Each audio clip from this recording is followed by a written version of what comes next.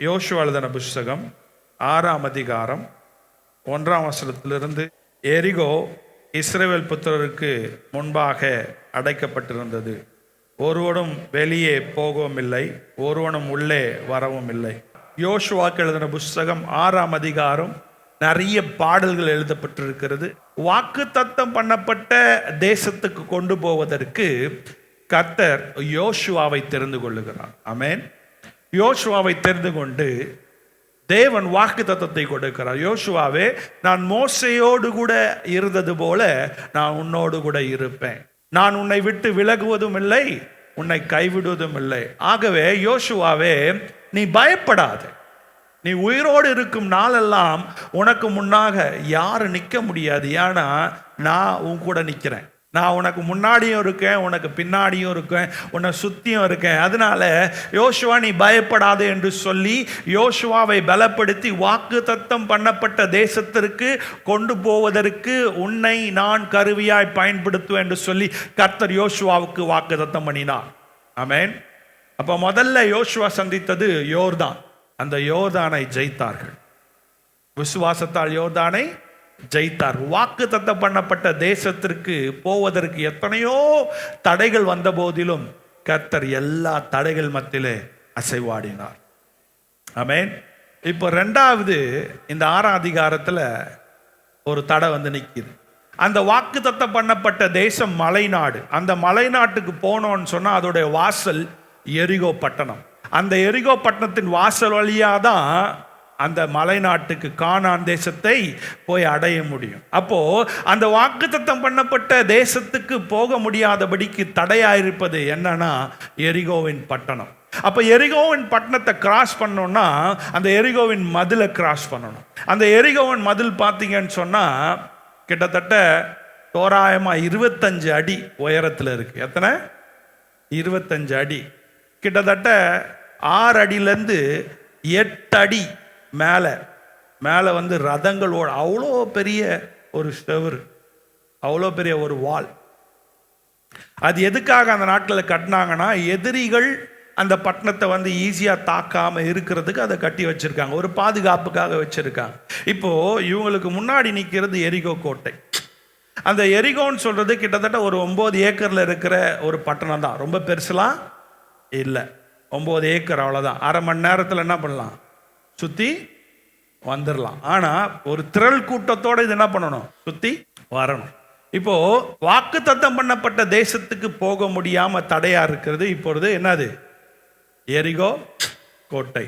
அப்போ அந்த கதவுக்குள்ளே வரணும்னு சொன்னால் அவங்க திறந்தாதான் போக முடியும். இங்கிலீஷில் ரொம்ப அழகாக இருக்கு. எதனால அவங்க அந்த பட்டணத்தை மூடி வச்சிருக்காங்கன்னு சொன்னா இங்கிலீஷ்ல எப்படி இருக்கு? Now Jericho was shut up inside and outside because of people of Israel. யாரால இந்த பட்டணம் இப்போ மூடி இருக்கு அப்படின்னு சொன்னா, யாரால மூடி இருக்குன்னு சொல்லுது? இஸ்ரவேல் ஜனங்களால இந்த பட்டணத்துடைய கதவு மூடி இருக்கு. உள்ள இருக்கிறவனும் வெளில வர முடியாது, வெளில இருக்கவனும் உள்ள வர முடியாது. ஏன்? இஸ்ரவேலர்களுக்காக இஸ்ரவேலர்கள் உள்ள வர முடியாம ஏன் மூடி இருக்காங்கன்னு சொன்னா, உங்களுக்கு எல்லாருக்கும் தெரியும், அவங்க வர வழி எல்லாம் ஜனங்களை ஜெயித்து ஜெயித்து ஜெயித்து முன்னேறி போறாங்க.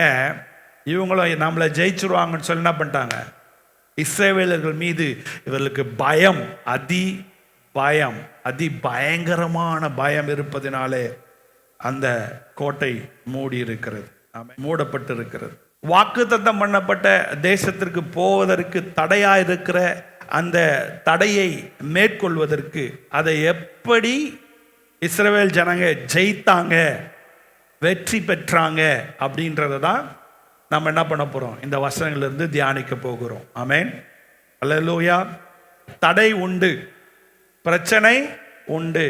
வாக்கு தத்தம் பண்ணப்பட்ட தேசத்திற்கு போவதற்கான அப்படியே அழகா கொண்டு போய் என்ன பண்ணலாம்? தேவன் தூக்கிட்டு போய் அங்கே வைக்கவும் முடியும். ஆனால் தேவன் என்ன பண்ணார்? எல்லாவற்றையும் அனுமதித்தார். இல்லைங்களா? அப்போ முதல்ல இருக்கிற 1ஆம் வசனத்திலிருந்து 6ஆம் வசனம் வரைக்கும் வாசிக்கும் போது யோசுவாவோடு தேவன் பேசுகிறார். யோசுவாவோடு தேவன் என்ன செய்யணும்னு சொல்லி கொடுக்கிறார். அந்த காரியங்களை யோசுவா பார்க்காம இருந்தாலும் அது செய்து முடித்தது போல் யோசுவா நம்புகிறதை நாம் பார்க்க முடியும். யோசுவா எழுதின புஸ்தகம் 6ஆம் அதிகாரம் 1ஆம் வசனத்தில் கர்த்தர் யோசுவாவை நோக்கி, இதோ எரிகோவையும் அதன் ராஜாவையும் யுத்த வீரரையும் உன் கையில் ஒப்பு கொடுத்தேன். நம்ம இந்த வசனத்தை வாசிச்சோம் அப்படின்னு சொன்னா, இந்த வசனம் சொல்லுகிறது கொடுப்பேன் அப்படின்ற வார்த்தை வரல, கொடுத்தேன். என்னது கொடுப்பேன் அப்படின்னு சொன்னா, கொடுப்பேன் அப்படின்னு சொன்னா எதிர்காலமா நிகழ்காலமா? கொடுப்பேன் அப்படின்றது எதிர்காலம், செய்வேன் அப்படின்றது எதிர்காலம். இப்ப இங்க என்ன பதம்? கொடுத்தேன். இப்ப கொடுத்துட்டாரா? கொடுக்கலையே. சரி, பிராக்டிக்கலா பேசும். ஏன்னா பைபிளை படிக்கும்போது ரொம்ப கவனமா படிக்கும். இப்ப தேவன் யோசுவாவை பார்த்து 1ஆம் வசனத்திலிருந்து 6ஆம் வசனம் வரைக்கும் சொல்லிட்டு சொல்றாரு, இந்த பட்டணத்தை உங்க கையில கொடுத்தேன். இப்ப இந்த பட்டணம் உண்மையா அவங்க கையில இருக்கா? பட்டணத்துக்கு உள்ள இருக்காங்களா, பட்டணத்துக்கு வெளில இருக்காங்களா? இப்ப பட்டணத்துக்கு உள்ள இருந்தாதான் தேவன் சொல்லணும், இந்த பட்டணத்தை உங்ககிட்ட கொடுத்தேன் அப்படின்னு சொல்லணும். ஆனா இப்ப அவங்க பட்டணத்துக்கு உள்ள இல்ல, பட்டணத்துக்கு வெளியில இருக்காங்க. அந்த பட்டணத்துக்கு உள்ள போறதுக்கு தான் ஆண்டவர்கிட்ட என்ன பண்றாங்க? ஆலோசனைய கேட்கிறாங்க. இப்ப தேவன் சொல்றாரு யோசுவாவை பார்த்து, யோசுவாவே கொஞ்சம் கவனி, இந்த பட்டணத்தை உங்களுக்கு நான் கையில கொடுத்துட்டேன். அப்போ இந்த வசனம் உண்மை. அது எப்படி செயல்படுது? அது எப்படி அன்றைக்கு செயல்பட்டுச்சு, இன்றைக்கு எப்படி செயல்படுது? யாராச்சும் ஒருத்தர் எபிரேயர்கள் எழுதின புஸ்தகம் 11ஆம் அதிகாரம் 30ஆம் வசனத்தை வாசிங்க. அவர்கள் எப்படி அந்த பட்டணத்தை வெற்றி பெற்றார்கள் அப்படின்னு சொல்லி எபிரேய நிருபத்தில் அப்போஸ்தலனாகிய பவுல் சொல்றாரு, விசுவாசத்தினாலே. விசுவாசத்தினாலே, எல்லாரும் சொல்லுங்க, விசுவாசத்தினாலே. சொல்லுங்க, சத்தமா சொல்லுங்க, பக்கத்துல சொல்லுங்க, விசுவாசத்தினாலே. ஆமென். எதினாலே? விசுவாசத்தினாலே எரிகோ பட்டணத்தின் மதில்கள் 7 நாள் சுற்றி வரப்பட்டு விழுந்தது. விசுவாசத்தினால மதில்கள் விழணும்னா விசுவாசத்தினால இல்லை. ஆக்சுவலாக ஒரு மதில் விழணும் அப்படின்னு சொன்னா, அதுவும் அவ்வளோ பெரிய மதில் விழணும்னு சொன்னா ஆட்டம் பாம் போட்டு வெடிச்சு சிதற வைக்கணும், அப்படிதான் சொல்லணும். கொஞ்சம் கவனிங்க, எல்லா தாக்கத்தை விட விசுவாசம்ன்ற அதை போட்டீங்கன்னு வச்சுக்கோங்க, வாழ்நாள் ஃபுல்லா கர்த்தருக்குள்ள சமாதானமா வாழ முடியும். ஆமென், அல்லேலூயா. உலக பிரகாரமா உடைக்கிறதற்கும் ஜெயிக்கிறதற்கும் பல விதங்களிலே நாம் இன்றைக்கு போராடி கொண்டிருக்கிறோம். குடும்பத்தில் நாம் பல விதங்களில் போராடிட்டு இருக்கோம். ஆனால் விசுவாசத்தில் போராடுற தேவ பிள்ளைகள் ரொம்ப குறைவா இருக்காங்க. நம்ம மாம்சத்துல பல விதங்கள்ல போராடி ஜெயிக்கிறோம். நான் சொல்றது உங்களுக்கு புரியுதான்னு தெரியல. மாம்சத்துல பல விதங்கள்ல நான் போராடி ஜெயிக்கிறோம் நினைச்சோன்னு சொன்னா அதனுடைய விளைவு அதிபயங்கரமாய் இருக்கிறது. அதோடைய விளைவு எரிச்சல், அதோடைய விளைவு கோபம், அதோடைய விளைவு சண்டை, அதோடைய விளைவு பிரிவினை, அதோடைய விளைவு பல விதங்கள்ல நம்முடைய வாழ்க்கையில நாம் அனுபவித்துட்டு இருக்கோம். ஆமென். ஆனா விசுவாசத்துல நாம் செயல்படும் போது அது வல்லமை நிறைந்ததா இருக்கிறது. ஆமென், அல்லேலூயா. அப்போ அவங்க பெறல, ஆனா தேவன் பெற்ற மாதிரி பேசுறார். அப்போ அந்த விசுவாசம்னா என்ன அப்படின்னா, எபிரேயர்கள் எழுதின புஸ்தகம் நம்மளா ஒரு விளக்கம் சொல்லக்கூடாது. விசுவாசத்துக்கு பைபிள் தான் விளக்கம் சொல்லணும். விசுவாசம் என்பது 11ஆம் அதிகாரம் 1ஆம் வசனத்தை வாசிங்க. விசுவாசமானது நம்பப்படுகிறவர்களின் உறுதியும் காணப்படாதவர்கள் நிச்சயமா இருக்குது. இதை கூட நிறைய பேருக்கு சொல்ல தெரியாது. நிறைய பேருக்கு சொல்ல தெரியாது. அதாவது நான் பார்க்கல,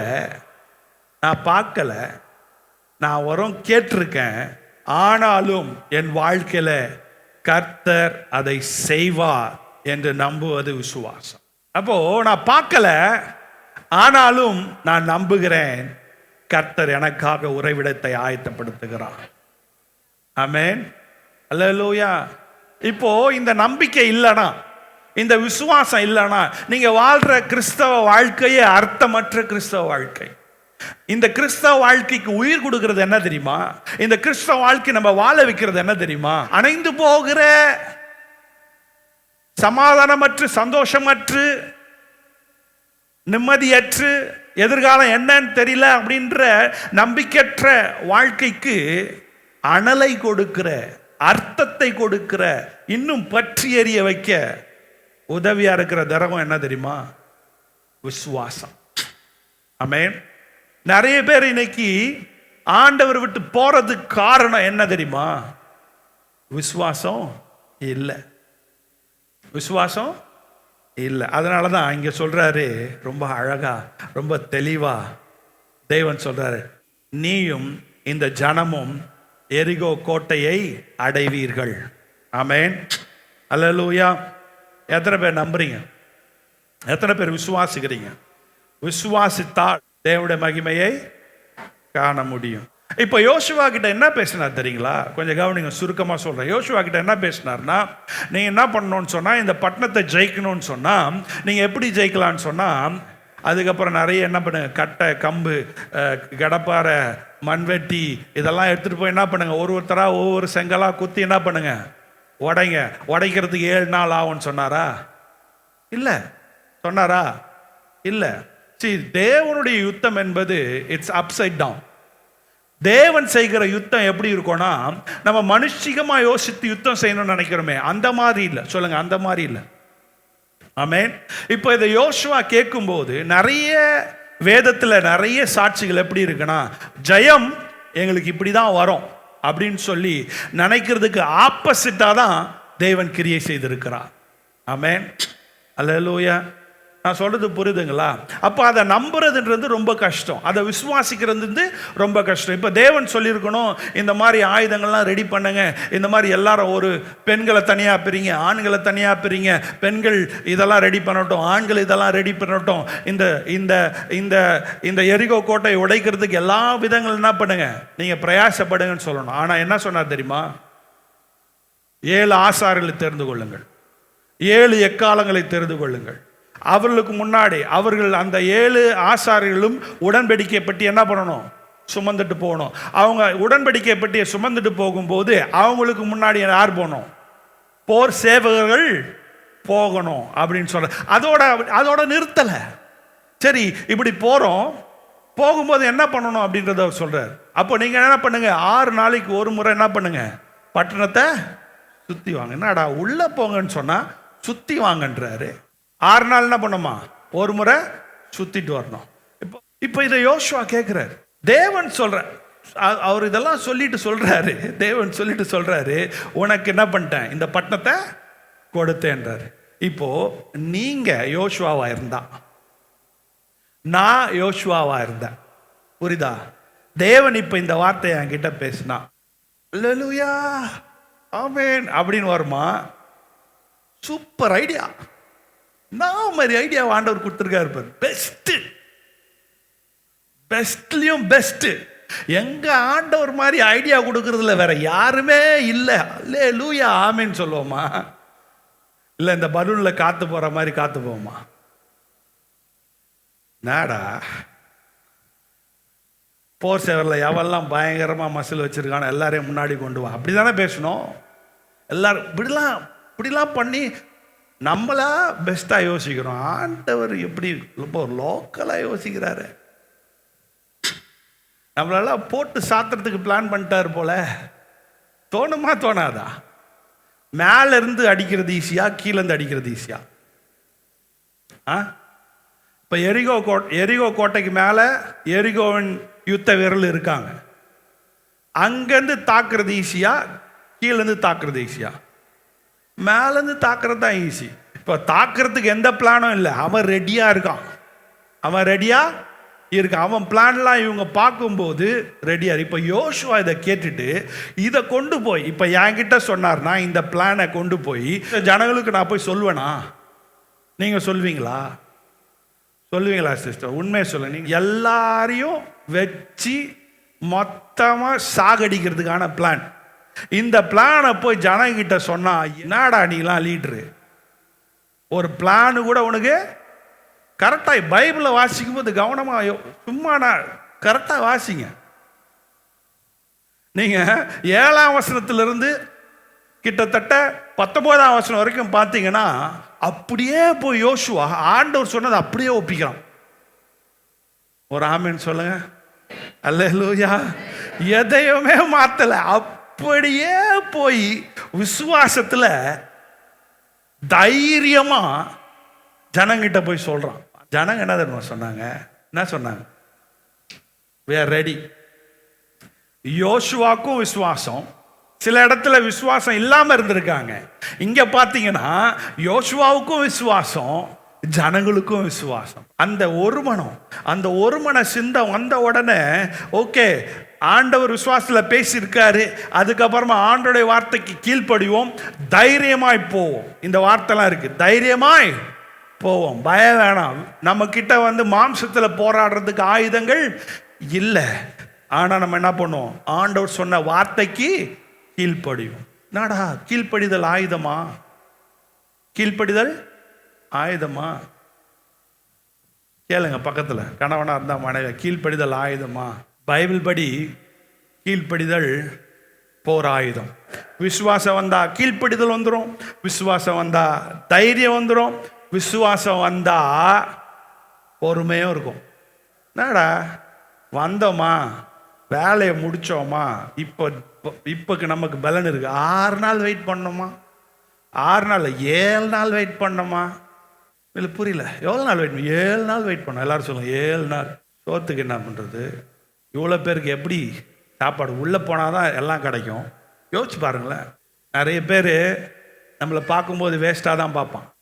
நீ என்ன வேணால் சொல்லிட்டு போ. என்னோட கைட்லைன்ஸ் எங்கேருந்து வருதுன்னா தேவனுடைய வார்த்தையிலேருந்து வருது. இந்த தேவனுடைய வார்த்தைக்கு வல்லமை உண்டு. அல்லேலூயா. நிறைய பேர் ஞானி நினைச்சிட்டு இருக்கான், நிறைய பேர் இன்னைக்கு பெருசா சாதிச்ச நினைச்சிட்டு இருக்கான், நிறைய பேர் இன்னைக்கு நாங்க முட்டி மோதி எங்க வாழ்க்கையில பெரிய இடங்கள்ல போயிட்டோம்னு நினைக்கிறாங்க. ஆனா அவன் கண்ணை மூடும்போது விசுவாசமும் இல்லை, நம்பிக்கையும் இல்லை, ஜெயமும் இல்லை.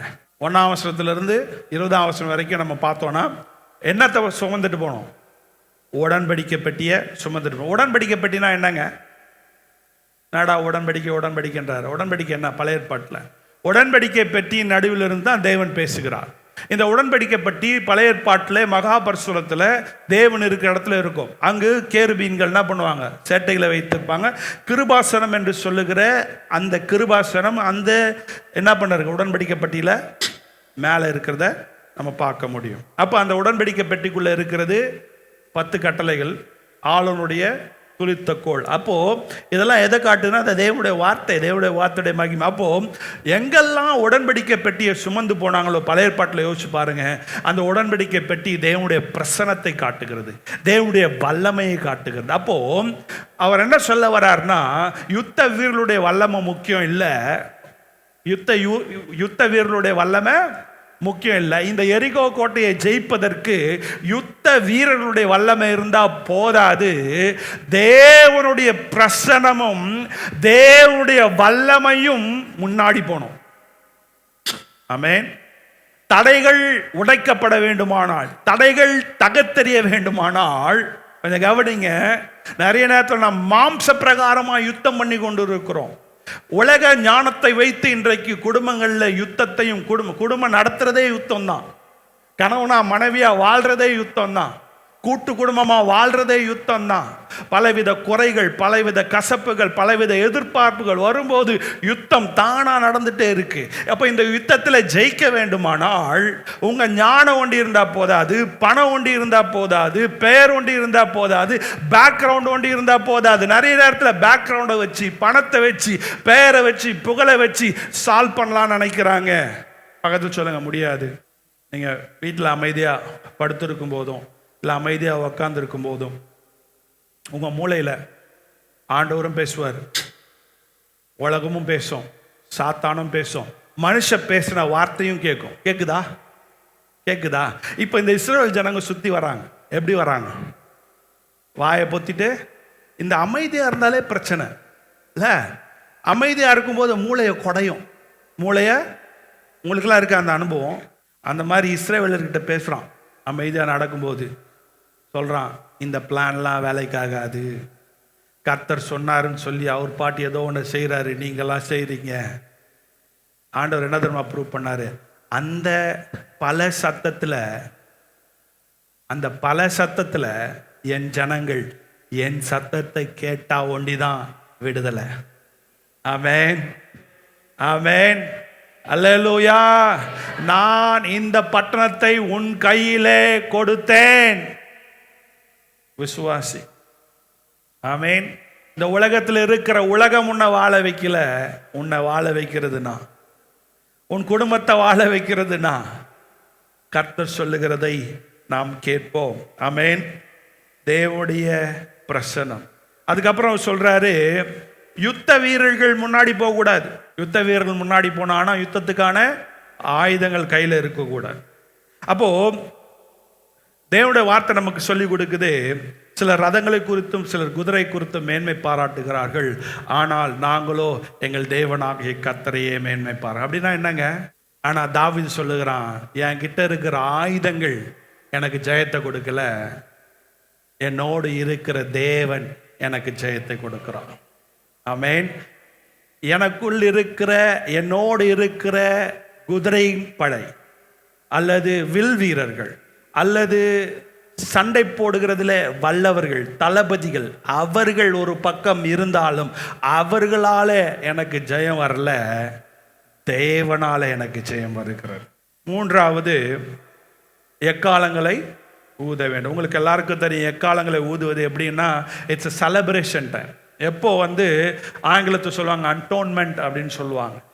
அந்த வருஷத்துக்கு ஒரு முறை அந்த அட்டோன்மெண்ட், அதாவது பாவ நிவாரண பலி செலுத்தி எல்லா பாவத்திலிருந்து கர்த்தர் விடுதலை செய்தார் என்று சொல்லி என்ன பண்ணுவாங்க, வருஷத்துக்கு ஒரு முறை கொண்டாடுவாங்க. அப்போ இந்த எக்காலத்தை ஊதுவாங்க.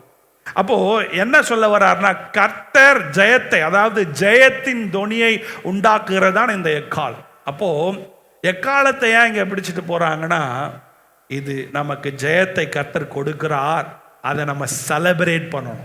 ஆமென், அல்லேலூயா. சத்தம் அல்லேலூயா சொல்லுங்களேன். 7 நாள் உங்களுக்கு எல்லாருக்கும் தெரியும், தேவன் 7ஆம் நாள் என்ன பண்ணாரு, ஓய்ந்திருந்தார். அந்த மாதிரி 7 அப்படின்னு சொல்றது, நம்ம 7ஆம் நாளில் ஓய்ந்திருக்க சொல்றதுன்னா, என்னை நம்பு நான் உன்னை போஷிப்பேன், என்னை நம்பு நான் உன்னை போஷிப்பேன். 6 நாள் உன்னை நம்பி ஓடிட்ட, 7ஆம் நாள் என்ன நம்பு நான் உன்னை போஷிப்பேன். ஆமென், அல்லேலூயா.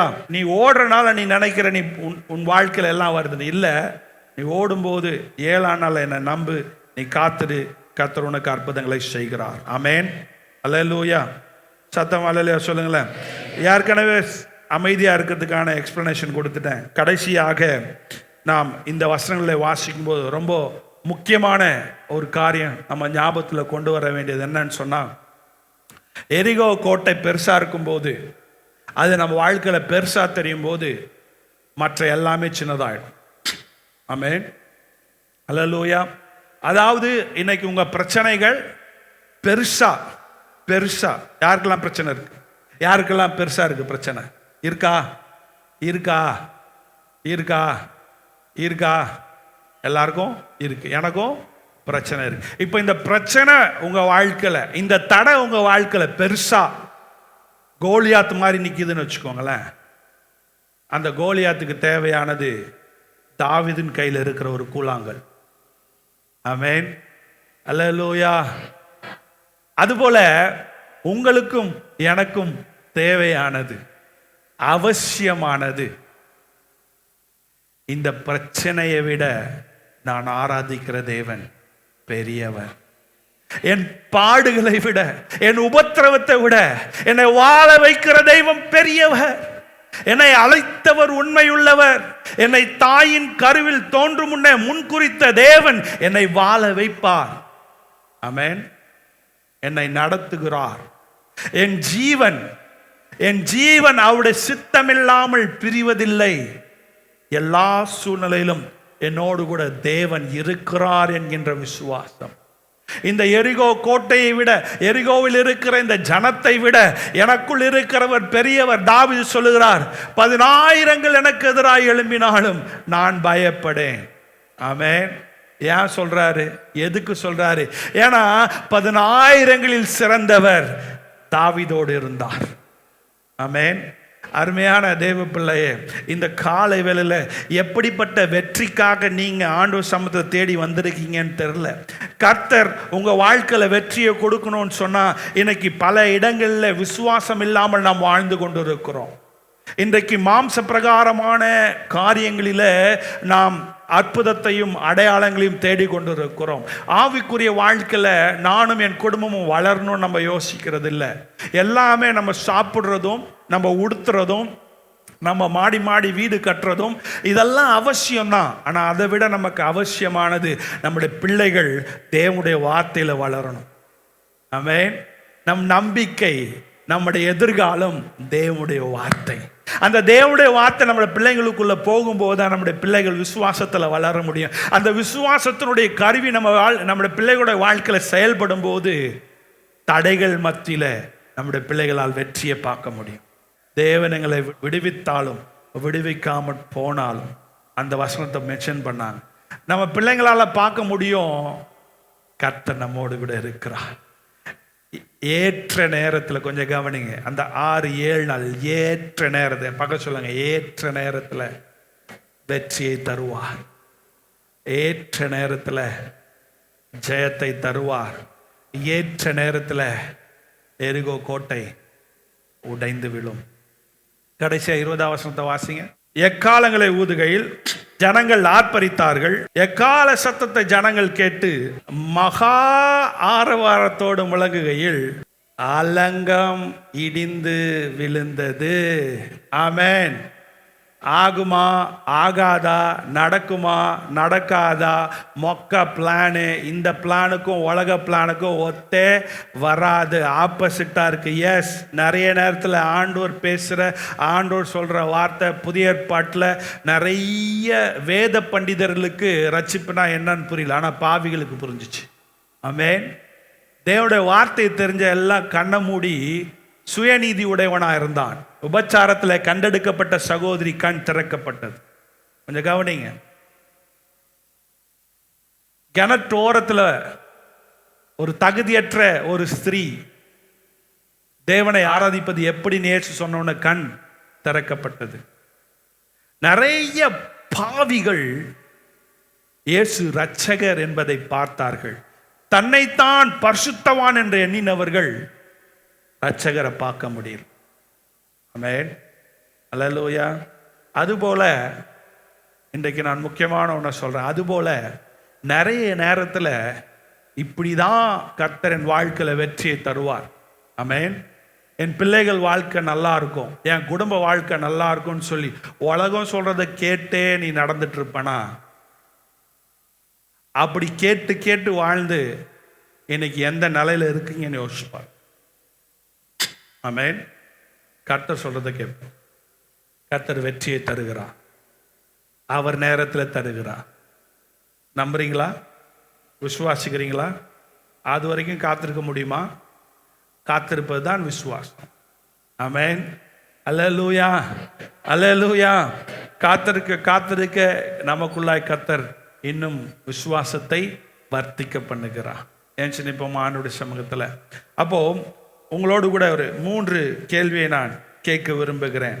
அதோடு கூட நம்ம ஜெபித்து நாம் முடிக்க இருக்கிறோம். இப்போ தேவன் உங்களோடு கூட பேசும்போது, உங்க வாழ்க்கைக்குரிய திட்டத்தை உங்களுக்கு கொடுக்கும்போது, அது உங்க மூளைக்கு புரியலனாலும் நம்புறீங்களா? விசுவாசிக்கிறீங்களா? நிறைய நேரத்தில் ஆண்டவர் சொல்ற திட்டங்கள் நமக்கு புரியாது. அப்போ புரிஞ்சா அதுக்கு பேர் விசுவாசம் இல்லை. புரியாம நான் நம்புகிறேன்னு சொல்வது தான் விசுவாசம். ஆமென். அல்லேலூயா. தேவனுடைய பிரசன்னமும் தேவனுடைய வல்லமையும் எப்படி அன்றாட கிறிஸ்தவ வாழ்க்கையில் எப்படி உங்கள் வாழ்க்கையில் விசுவாசமாக வருதா இல்லையா? யாராச்சும் நெகட்டிவாக அவங்கள பார்த்து சொல்லும்போது, ஆண்டவரை தேடினா அதெல்லாம் நடக்காது, இப்படி தான் இருப்பேன் அப்படின்னா நீங்களும் சேர்ந்து ஆமாம் ஆமாம் ஆண்டவரை தேடி என்ன கிடச்சிச்சு, இல்லைனா எனக்கு என்ன செய்யணுமோ ஆண்டவர் அதை சரியாக செஞ்சிட்ருக்கார், நான் தான் இன்னும் மாறலை, ஆண்டவர் என்ன பண்றாரு? உருவாக்குறாரு. ஆனா என்னால விட்டு கொடுக்க முடியல. அப்போ இந்த விசுவாச வாழ்க்கைக்கு வாழ முடியாதபடி என் வாழ்க்கையில் இருக்கிற பாவங்கள் என்ன? என் வாழ்க்கையில் இருக்கிற பாவங்களை, இந்த வெற்றியை சுதந்திரத்துக் கொள்ள முடியாதபடிக்கு என்னை தடை செய்வது என்ன? இப்போ இந்த எரிகோவில் இருக்கிற இந்த அற்புதத்தை என் வாழ்க்கையில் இப்போ எப்படி நான் என்னுடைய நடைமுறை வாழ்க்கையில் கொண்டு வருவேன்? எரிகோவில் அன்னைக்கு கிட்டத்தட்ட இயேசு கிறிஸ்து பிறக்கிறதுக்கு முன்னாடி 1406வது வருஷத்துல அந்த சம்பவம் நடந்துச்சு. இப்போ அந்த சம்பவம் என் வாழ்க்கையில் எப்படி இருக்க போகுது? ஆமென். அப்படின்னா என்ன தடை இன்னைக்கு உங்க வாழ்க்கையில் இருக்கு? அந்த தடைக்கு காரணம் என்ன? நீங்களா, சமுதாயமா, சாத்தானா, இந்த உலகமா? ஆண்டவர்கிட்ட கேட்கும்போது அதுக்கான பதில் ஆண்டவர் தருவார். ஆமென். அல்லேலூயா. நிறைய நேரத்தில் நானே பண்ணிட்டு, நானே முட்டாள்தனமா எல்லாத்தையும் பண்ணிட்டு சாத்தான் பண்ணானா, உலகம் சொல்றதை கேட்டு நான் உலகம் மாதிரி நடந்துட்டு ஐயோ சாத்தான் பண்ணா, சாத்தான் பண்றதை பண்ணிட்டு தான் இருப்பான். கர்த்தர் நம்மை விடுதலையாய் வாழ அழைத்திருக்கிறார், சமாதானமாய் வாழ அழைத்திருக்கிறார், சந்தோஷமாய் வாழ அழைத்திருக்கிறார்.